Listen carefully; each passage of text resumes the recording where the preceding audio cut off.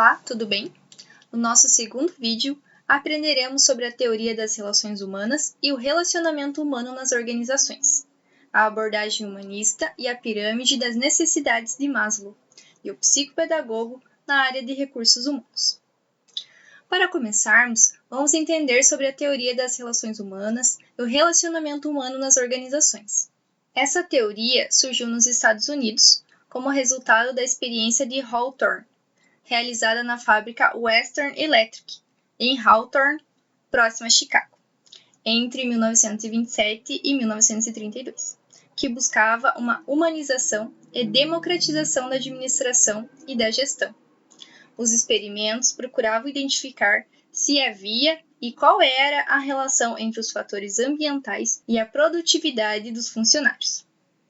Pôde-se concluir que a qualidade do tratamento da gerência para com os funcionários influencia consideravelmente seu desempenho. As pessoas produzem mais quando estão sendo observadas de maneira positiva. O sistema social, formado pelos grupos, determina o resultado do indivíduo, sendo esse mais leal ao grupo do que à administração. Em alguns grupos, há um acordo que define qual a quantidade que deverá ser produzida, que geralmente é menor ao nível de produção estipulado pela administração. Por conta dessa influência sobre o desempenho individual, a administração deve entender o comportamento dos grupos e procurar fortalecer as relações, e não tratar os indivíduos isoladamente. Esta deve desenvolver as bases para o trabalho em equipe e a cooperação. O líder deve ser um intermediário entre a administração e os grupos de trabalho. A autoridade deve basear-se na cooperação e coordenação, e nunca na coerção. Nós somos seres sociais.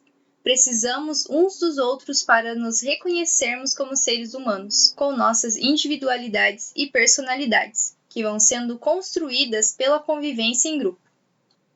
Para cada grupo que fazemos parte, desempenhamos papéis sociais diferentes, definidos pela forma de agir e comportar-se dentro de cada um. Podemos ser filho, esposa, marido, chefe, cliente, colaborador. Experimentamos papéis funcionais que auxiliam no crescimento do grupo, como os líderes, facilitadores e informadores. Em contrapartida, temos papéis bloqueadores, que paralisam o desenvolvimento de um grupo, como o agressivo, bajulador, desqualificador de opiniões alheias. Quando percebemos quais papéis mais nos influenciam dentro dos grupos, temos condições de assumir nossas responsabilidades e agimos para um funcionamento mais saudável. Se tratando de grupos de trabalho, é natural termos mais afinidade com algumas pessoas do que com outras.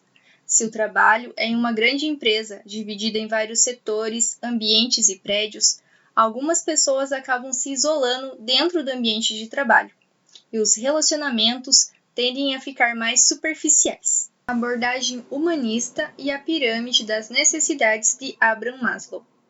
A abordagem humanista ou humanística surgiu por volta da década de 30 nos Estados Unidos, com o nascimento da teoria das relações humanas. Os profissionais dessa área acreditam que o ser humano é bom e ele tem competência para se desenvolver por conta própria, desde que tenha as condições suficientes.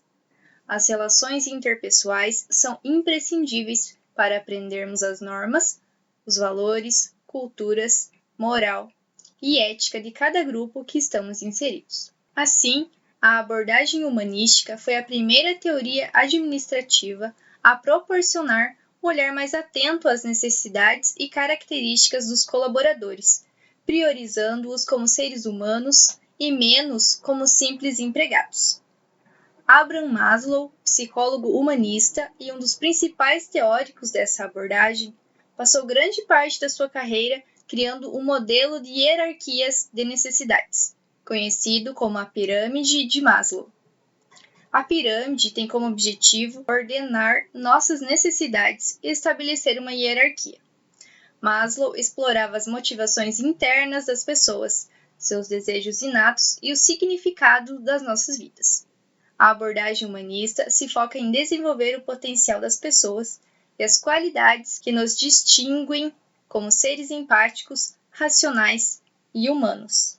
que é a pirâmide das necessidades de Maslow? A ideia é que as necessidades do nível hierárquico mais baixo precisam ser relativamente satisfeitas antes de as necessidades de níveis mais elevados se tornarem motivadoras. Nós transitamos entre esses níveis todos os dias, visto que nossas necessidades se modificam a todo momento. Ela é constituída por 5 níveis. Como funciona? Veremos uma imagem dessa pirâmide para que tenhamos um melhor entendimento. Podemos afirmar que as necessidades humanas básicas, também conhecidas como necessidades primordiais ou primárias, constituem a parte mais baixa e larga da pirâmide, enquanto as necessidades que se encontram no alto se relacionam ao autoconhecimento e à autorrealização. Na base, temos as necessidades fisiológicas básicas. Precisam ser satisfeitas para o bom funcionamento do organismo: fome, sede, sono. No trabalho, esses quesitos devem ser compreendidos por horários flexíveis, conforto físico e intervalos de trabalho. Necessidade de segurança. Segurança física e proteção contra guerras, doenças, medos. Representa também a estabilidade no trabalho, boa remuneração e condições seguras. A certeza de que temos um lugar para viver e recursos disponíveis suficientes. Após essas necessidades serem satisfeitas, vamos para as secundárias, que são necessidade de afiliação ou pertencimento. São motivações afetivas, necessidade de amizade, aceitação e pertencimento de um grupo. Corresponde a relações sociais, da participação em eventos e reuniões e da aceitação dos demais. No trabalho, compreende manter boas relações e ter superiores gentis. Necessidade de estima ou reconhecimento, ligadas ao autorrespeito, confiança e competência. Os complexos de inferioridade, por exemplo, nascem quando esse nível da pirâmide não foi alcançado. No ambiente de trabalho, equipara-se a reconhecimento e promoções ao longo da carreira e ao feedback. Realização pessoal ou autorrealização. Só podemos focar atenção à nossa autorrealização quando conseguimos satisfazer por completo as outras necessidades humanas. Compreende os nossos objetivos emocionais, como a moralidade, a criatividade e a aceitação dos fatos. No âmbito do trabalho, são as necessidades de influenciar nas decisões e na autonomia. A teoria de Maslow continua sendo utilizada hoje em dia. No entanto, ela contém algumas falhas quando se trata da análise de como o ser humano atua na vida real. Existem casos de indivíduos que colocam em risco as suas necessidades básicas em busca de uma melhor aceitação social ou de uma autoestima mais forte. Por exemplo, nos casos de transtornos alimentares ou de infidelidade entre casais, desequilibrando assim a hierarquia de necessidades. Atualmente, o modelo da pirâmide de Maslow não é algo decisivo. Sabemos que ele não é perfeito, que nem sempre poderá ser aplicado. Mesmo assim, essa teoria continua a ser muito útil para nos ajudar a colocar em ordem as prioridades da nossa vida e a detectar nossas motivações internas e emocionais. Por fim, compreenderemos sobre o psicopedagogo na área de recursos humanos. Para Beyer, a psicopedagogia dentro da organização orienta ações avaliando a aprendizagem profissional, propõe cursos de atualização que atendam às necessidades da organização e ressalta que a psicopedagogia é uma área multidisciplinar que não atua sozinha. O psicopedagogo é essencial no RH e para com os dirigentes, tentando diminuir os espaços entre os funcionários de setores distintos e que exercem funções diferentes. Para diminuir essa lacuna, pode-se realizar palestras, workshops, dinâmicas, simulações de trabalho, onde as pessoas de diversos setores podem encontrar-se através de movimentos internos e estratégicos. Outro enfoque psicopedagógico é o olhar humano ao novo empregado, que muitas vezes chega encabulado, aterrorizado pelo medo de errar. Não conhece as pessoas que estão ali e algumas se aproximam querendo dar dicas sobre os colegas, quem é confiável, quem é o leva e traz, quem faz parte das panelinhas do setor. Sendo assim, o psicopedagogo é o mediador e só tomará decisões quando lhe couber.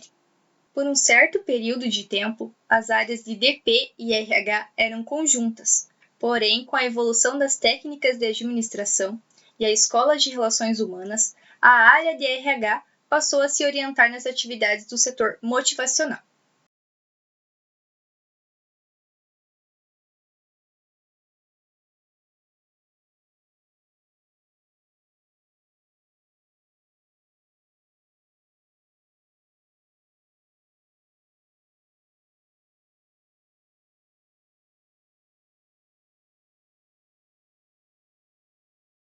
Vale ressaltar que as empresas mais tradicionais ainda mantêm essas áreas unidas e as denominam de administração de pessoal. Inserido no setor de RH, o psicopedagogo atua no treinamento e desenvolvimento e avaliação de desempenho, porém, pode atuar no recrutamento e seleção de pessoal com a gerência. Nas avaliações, há a necessidade de diferenciar a habilidade técnica de habilidade comportamental. O psicopedagogo organiza essas avaliações, informa os motivos e os objetivos da aplicação da mesma, sendo necessária para a empresa para não causar constrangimento. Em algumas organizações, o psicopedagogo terá no gerente de RH um chefe e aliado. Em outras, fará parte da equipe gestora de conhecimento ou de gestão de pessoas, valorizando o capital humano e intelectual. Faz-se necessário também entender a missão, visão e valores da empresa.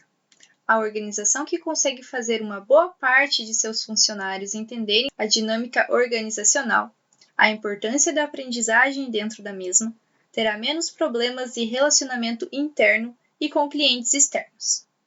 Em algumas empresas, acontecem situações que às vezes não são percebidas, como no caso de alguns colaboradores que trabalham em funções diferentes da sua área ou até mesmo incompatíveis com a sua vocação.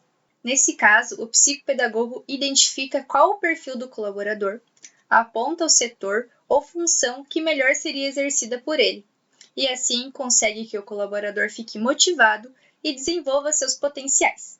Também desenvolve, aperfeiçoa e mantém programas de estágios, trainees e jovens aprendizes.